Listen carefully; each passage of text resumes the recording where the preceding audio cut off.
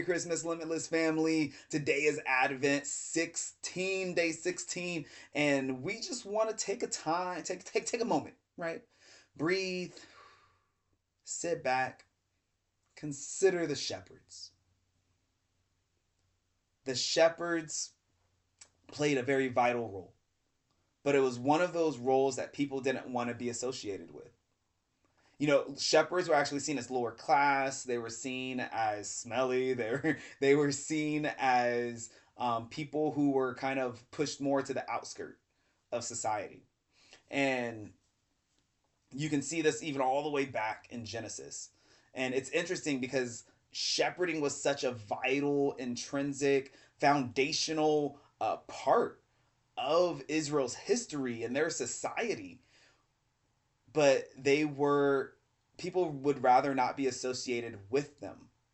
And you see this back in Genesis. They come into Egypt, and the fathers, Abraham, Isaac, Jacob, all of Jacob's sons, Israel's sons, they tell Pharaoh how they are shepherds and our fathers have been shepherds, right? And they say how the Egyptians view that as an abomination. How that's something that is ostracized. They didn't want to kind of be near it.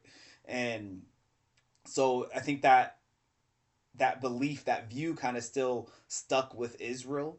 And I mean, we see this with David, right? And how the least of his brothers, right, was stuck being the shepherd.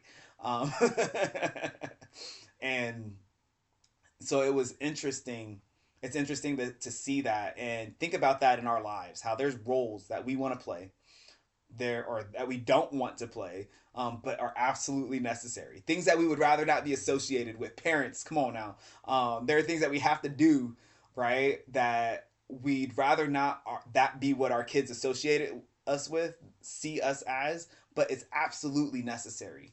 And we can see this in different areas in society. So I want us to take time to consider those around us, consider those we know that we run into, that have that kind of role where people would rather not be associated with it, distance themselves from it, but they're playing a role of something that's absolutely necessary.